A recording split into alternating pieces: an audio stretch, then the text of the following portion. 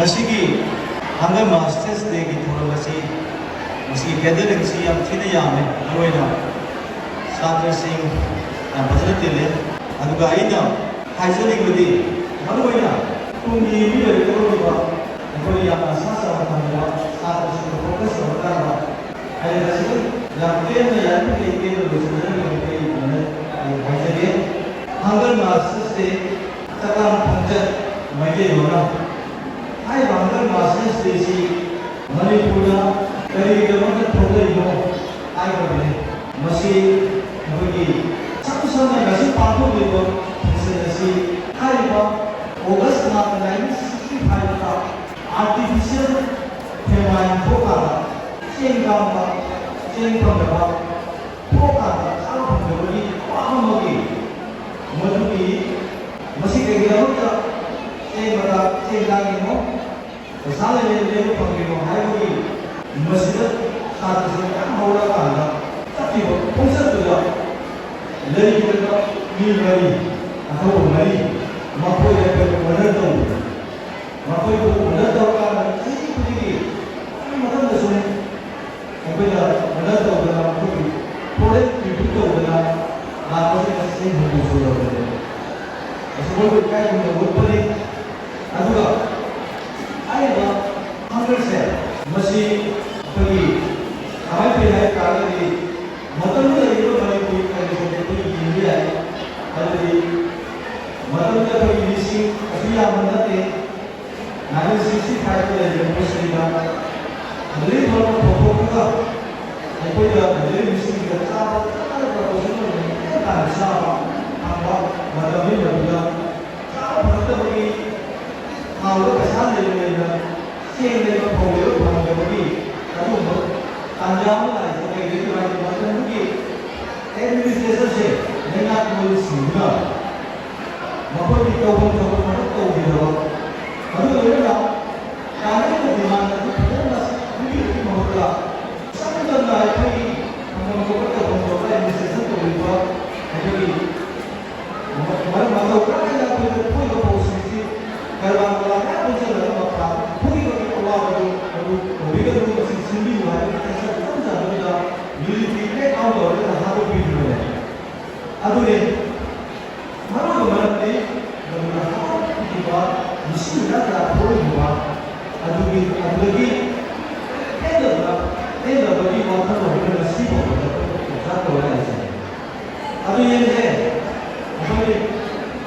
머리 푸시 애플 왜 타가더니 알타레오 사르시 여러 머리 푸시로 머리 사르시냐 이제 머리 푸시 너는 막하던 것만 사실이야 리도 파티를 내가 막내 파티를 알지 이번에 미사일 하나 뜰 폼으로 오면 아이 소르세는 뭐예요 어디든 간다 세가 세가 저가 뒤로 로우 Now, those of us that use by now, because even there is a reward accident in the freeway, not as we have one in the river, other of us came away, and it's something you know, what happened to the part of the land, I don't know, upon our way.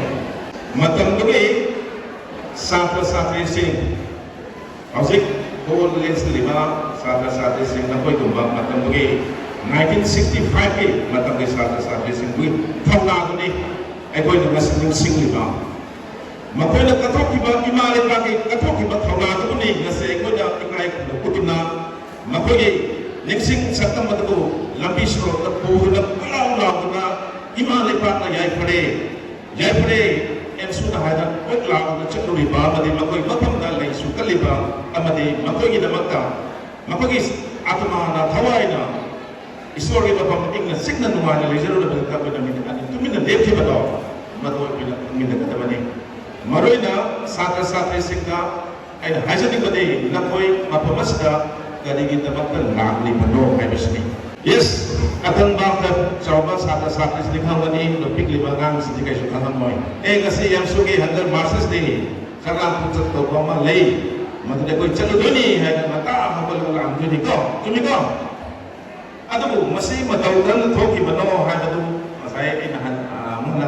ꯍꯥꯏꯗ꯭ꯔꯒꯁꯨ ꯍꯥꯏꯈ꯭ꯔꯦ ꯃꯇꯝꯗꯨꯗ ꯏꯪ ꯂꯤꯁꯤꯡ ꯃꯆꯥ ꯃꯉꯥꯗ ꯊꯣꯛꯈꯤꯕ ꯑꯗꯨꯒ ꯐꯦꯃꯥꯏ artificial ꯂꯥꯏꯐꯀꯤ ꯈꯨꯠꯁꯦꯛꯀꯤ ꯑꯣꯏꯕ ꯆꯥꯛ ꯇꯥꯡꯕꯒꯤ ꯊꯧꯗꯣꯛ ꯑꯃ ꯊꯣꯛꯈꯤ ꯍꯥꯏꯔꯤꯕ ꯊꯧꯗꯣꯛ ꯑꯗꯨꯗ ꯃꯇꯝꯗꯨꯗ ꯁꯥꯇ꯭ꯔꯒꯤ ꯁꯪꯁꯊꯥꯟ ꯍꯧꯖꯤꯛꯇꯤ ꯃꯌꯥꯝ ꯑꯃ ꯂꯩꯔꯦ ꯃꯇꯝꯗꯨꯗ ꯁꯥꯇ꯭ꯔꯒꯤ ꯁꯪꯁꯊꯥꯟ ꯍꯥꯏꯕ ꯑꯃꯠꯇ ꯂꯩꯔꯝꯗꯦ ꯍꯧꯅꯔ ꯃꯇꯝꯗꯅ ꯑꯦꯝꯇꯤ ꯁ꯭ꯇꯣꯃꯥꯛ ꯍꯥꯏꯕꯗꯤ ꯆꯈꯥꯎ ꯍꯥꯡꯅ ꯑꯩꯈꯣꯏ ꯂꯥꯏꯔꯤꯛ ꯇꯝꯗ꯭ꯔꯕꯁꯨ ꯌꯥꯏ ꯀꯩꯒꯤꯅꯣꯗ ꯑꯩꯈꯣꯏ ꯆꯈꯥꯎ ꯍꯥꯡꯅ ꯂꯥꯏꯔꯤꯛ ꯇꯝꯒꯗꯧꯔꯤꯕꯅꯣ ꯍꯥꯏꯗꯅ ꯀꯅꯥꯁꯨ ꯃꯇꯝꯗ ꯁꯥꯇ꯭ꯔ ꯁꯥꯇ꯭ꯔꯤ ꯃꯌꯥꯝ ꯆꯠꯁꯤꯜꯂꯛꯇꯅ ꯍꯥꯏꯔꯤꯕ ꯃꯇꯝ ꯁꯔꯀꯥꯔꯗ ꯌꯥꯝꯅ ꯗꯦꯃꯣꯀ꯭ꯔꯦꯇꯤꯛ ꯑꯣꯏꯕ ꯃꯑꯣꯡꯗ ꯆꯥꯛ ꯂꯥꯝꯃꯦ ꯆꯦꯡ ꯄꯤꯌꯨ ꯆꯥꯛ ꯂꯥꯝꯃꯦ ꯆꯦꯡ ꯄꯤꯌꯨ ꯍꯥꯏꯅ ꯂꯥꯎꯔꯒ ꯆꯠꯈꯤꯕꯅꯤ ꯃꯇꯝꯗꯨꯗ ꯀꯔꯤꯒꯨꯝꯕ ꯄꯤꯔꯛꯈꯤ ꯅꯣꯡꯃꯩ ꯃꯔꯨ ꯑꯣꯏꯅ ꯄꯤꯔꯛꯈꯤ ꯍꯥꯡꯂꯕ ꯄꯨꯛꯇꯨꯗ ꯅꯣꯡꯃꯩ ꯃꯔꯨ ꯑꯣꯏꯅ ꯄꯤꯔꯛꯈꯤꯕꯅꯤ ꯃꯁꯤ ꯑꯩꯈꯣꯏꯅ ꯀꯥꯎꯐꯗꯦ ꯄꯤꯈꯤꯕ ꯁꯥꯇ꯭ꯔ ꯁꯥꯇ꯭ꯔꯤꯁꯤꯡ ꯅꯈꯣꯏ ꯀꯥꯎꯔꯣꯏꯗꯕꯅꯤ ꯃꯇꯝꯗꯨꯗ ꯑꯩꯈꯣꯏ ꯃꯅꯤꯄꯨꯔ ꯍꯥꯏꯔꯤꯕ ꯂꯩꯄꯥꯛꯁꯦ ꯌꯥꯝꯅ ꯅꯨꯡꯉꯥꯏꯕ ꯍꯋꯥ ꯅꯨꯡꯁꯤꯠ ꯈꯪꯗꯦ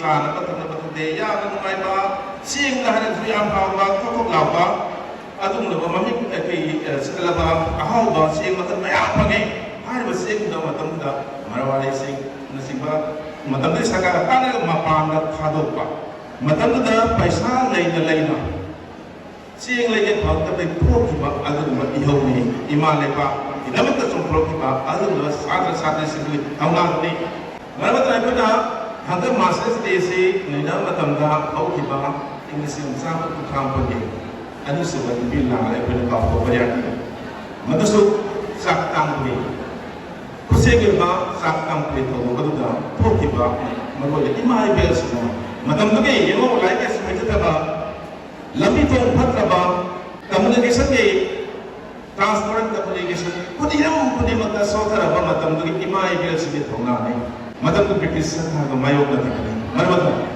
ꯑꯩꯅ ꯍꯥꯏꯔꯤꯕ ꯊꯧꯔꯝ ꯑꯁꯤꯒ ꯃꯥꯏꯌꯣꯛꯅꯅ ꯃꯅꯤꯄꯨꯔꯅ ꯊꯦꯡꯅꯔꯤꯕ ꯊꯦꯡꯈꯥꯡ ꯀꯌꯥꯗ ꯊꯦꯡꯅꯈꯤꯕ ꯑꯋꯥ ꯅꯨꯡꯉꯥꯏ ꯄꯥꯁ ꯄ꯭ꯔꯖꯦꯟꯒꯤ ꯃꯇꯥꯡꯗ ꯆꯥꯎꯔꯥꯛꯄ ꯑꯃ ꯊꯝꯖꯔꯕꯗ ꯃꯅꯤꯄꯨꯔꯁꯤ ꯑꯋꯥꯕ ꯀꯌా ꯑꯃ ꯃꯥꯌꯣꯛꯅ ꯂꯥꯛꯈꯤ ꯆꯍꯤ 8 ꯈꯨꯠꯂꯥꯛꯄ 7 years devastation ꯃꯇꯝꯗꯨꯗ ꯅꯤꯡꯁꯤꯡꯂꯤ ꯈꯨꯄꯥꯛ ꯃꯌꯥꯏꯗ ꯖꯥꯔꯤ ꯂꯦꯡꯒ ꯑꯩꯈꯣꯏꯒꯤ ꯃꯩꯇꯩ ꯏꯄꯥ ꯏꯄꯨ ꯀꯌꯥ ꯑꯃ ꯑꯋꯥꯇꯝꯅ ꯄꯨꯈꯤꯕ ꯀꯥ ꯑꯃꯗ ꯃꯣꯔꯣꯛ ꯃꯩ ꯊꯥꯔꯒ ꯍꯥꯠꯈꯤꯕ ꯑꯗꯨꯒꯨꯝꯕ 7 years devastation-ꯒꯤ ꯆꯩꯊꯦꯡ ꯃꯗꯨꯒꯤ ꯍꯦꯛ ꯑꯩꯈꯣꯏꯅ 1919 to 1826ꯒꯤ ꯍꯦꯛ ꯃꯇꯨꯡꯗ ꯑꯃꯨꯛ ꯀꯩ ꯂꯥꯛꯈ꯭ꯔꯦ 1891ꯒꯤ ꯕ꯭ꯔꯤꯇꯤꯁꯀꯤ ꯃꯇꯦꯡꯗꯒꯤ ꯑꯩꯈꯣꯏꯅ ꯑꯋꯥꯕ ꯀꯥꯡꯊꯣꯛꯑ ꯃꯇꯨꯡꯗ ꯕ꯭ꯔꯤꯇꯤꯁꯅ ꯈꯨꯗꯣꯡꯆꯥꯕ ꯂꯧꯗꯨꯅ ꯃꯅꯤꯄꯨꯔ ꯑꯩꯈꯣꯏꯒꯤ ꯃꯈꯥꯗ ꯈꯨꯕꯥꯛ ꯑꯃ ꯊꯝꯈ꯭ꯔꯦ ꯑꯗꯩ ꯀꯩꯗꯧꯏ ꯈꯨꯗꯣꯡꯆꯥꯕ ꯂꯧꯗꯨꯅ ꯑꯩꯈꯣꯏꯒꯤ ꯊꯧꯅꯥ ꯐꯔꯕ ꯏꯃꯥ ꯂꯩꯕꯥꯛꯀꯤ ꯊꯧꯅꯥ ꯐꯔꯕ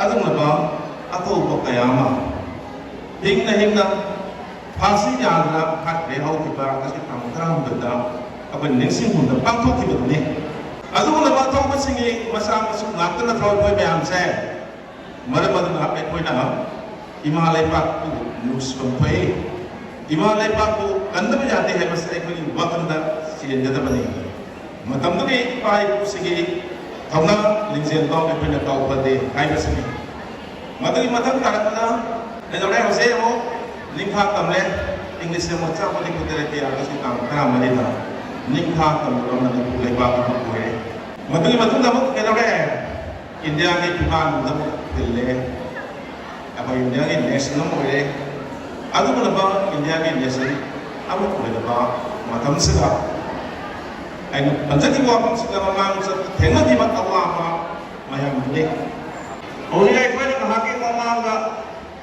ꯃꯌꯥꯝ ꯑꯃ ꯇꯥꯈ꯭ꯔꯦ ꯍꯪꯒꯔ ꯃꯔꯁꯔ ꯗꯦ ꯃꯌꯥꯝ ꯂꯣꯏ ꯇꯥꯈ꯭ꯔꯦ ꯋꯥꯔꯤ ꯃꯌꯥꯝ ꯂꯩꯈ꯭ꯔꯦ ꯑꯩꯗꯤ ꯁꯤꯒꯤ ꯋꯥꯔꯤ ꯂꯤꯔꯔꯣꯏꯕ ꯇꯧꯕꯇꯕꯨ ꯃꯇꯝꯗꯨꯗ ꯊꯣꯛꯈꯤꯕ ꯍꯪꯒꯔ ꯃꯔꯁꯔ ꯗꯦꯗꯣ ꯃꯗꯨꯒꯤ ꯄꯣꯠꯇꯨꯅ ꯑꯩꯈꯣꯏ ꯍꯧꯖꯤꯛ what shall we do now what to do ꯑꯩꯈꯣꯏ ꯀꯔꯤ ꯇꯧꯒꯗꯒꯦ ꯈꯨꯗꯝ ꯍꯧꯖꯤꯛ ꯀꯔꯤꯅ ꯊꯣꯛꯂꯤꯅꯣ ꯈꯪꯕ꯭ꯔꯥ ꯗꯦꯃꯣꯀ꯭ꯔꯦꯁꯤꯒꯤ ꯋꯥꯍꯟꯊꯣꯛ ꯌꯥꯎꯗꯕꯗꯅꯦꯕ subsidiary any solution is under the control of the democracy. What is democracy? Naina siapa kok? Koi environment, issue bin satyo, sano. Koi tawe. Maya betul itu jadi tahu kamu ni. Kali mana kita? They are the public servant. Public servant dia. Public servant की meaning siapa ना? Public से कोई की मिलाई ना. नत्र का माँ से public की मिलाई ना. तो ये who is the owner? Kata dia kok. Aduh mau yang sindu dari sawang pusat Iran kita mau Indonesia gitu. Kali gitu. Having no democratic full meaning. Democracy ये खाना. For the people of the people by the people. Kali gitu. Sama pusat Indonesia. Kali mana kena? Democracy kita waktu mau nak tahu dia. They are anti-human. Betul. Macam tu ki officer sing chief commissioner nak kui. Kudranya. Mana demokrasi की meaning तो मौकम साना नियम तुम न सजन न दबगे न throw सारा climate से क्यों मैंने तुम तो को दे हो मैं अदबो हो की बहंगर मसल दे अदगे तो अदगे के पॉइंट नहीं तो लग सके को होजी इसकी सोसाइटी ना जरी बात में करते हैं मने को के करते से अप्लाई कर जावे जैसे मैं बताऊं को सारा क्लामेट से क्यों होजी Sini bangga, aku ingin tahu kaya apa. Kenapa ni mana? Kau itu kali hari ni apa? Saya kelamin siang juga. Oza hapu lain tangga. Kaya hari ni. Daftar hapu lain dia. Ada tak? Zodo siapa? Kaya macam kau ke? Apa ada mayang siapa? Kau cakap saya kelamin siang juga. Kaya pun mayang betul tak? Sini bangga berarti. Kau ni mungkin kan biasa pusat ada. Aku demand sikit tahu betul tak? Demand ni pakai betul tak? Kana yang ni. Students, they are the asset of the society. Segala era students ini, samas ini learning. They are the pillar of the nation. Mokoi je, lepas kau sudah ya lo, mokoi ada mokok ada. Mani itu kau mana mokok berkorun kuri. Kali ini, student itu tersiapa bukti, lain tambahnya atau ni ada ni na, sudah apa atau tetap tahu nanti. Socio-economic and political movement. You have to participate in it. Without it, no doubt about it. Quite not aware. You are the asset of the society. You are the pillar of the nation. Adu itagadi. Matam dugi. Saklam khojatadi. Namjin binaba daitega. Now at present, there are a lot of leaders for you. AMSU, MSF, DESA, KSA, SU, whatever happened, they are the leaders for you. They will lead you, but you have to participate for getting our productivity. I go to Hazard Tauriba, Toiba, Tana, Hazard Tauriba, Sessica meeting to the college. But productivity combined for the other. I go to Mata, let us stop the real meaning of any program. I go to Karito, what I put on the who give my history में आदम नहीं नरा काम करने एक वो जो host करी तो वो यार अब ऐसे अप्लाई करो ने मुझे ने पैसा लगा से मत पड़ेगा मुझे क्यों भाई हो आएगा तो अब कोई अवार्ड को डिमांड ताने दो मैं आपको फॉलो करने एक वो मनी लेगा ऑथोरिटी पब्लिक सर्वेंट लो पब्लिक सर्वेंट मना कर सब कर दो नहीं खाएगा तो बाप सी हाय ना बजाय तेरे इज्जत कर देखो मरम ने नसी एक तो पंथोई बा प्रोग्राम सिगी मतुंग इना productivity करा लाउ से हाय बने प्रोग्राम में पंथोई को कटे लगता है आया वो पंथोई बा आपको को तो कर जाते हैं पंथों का तो नहीं awareness brand लिखे मंगसन ने बा लिखे की जो करी कागज पर पंथ लगे सपोज अगर फेसबुक पे का प्रोग्राम लेने कागज पर बैन जाओगे कागज पर बैन जाओगे System sebenarnya, nasi ke hand to mouth.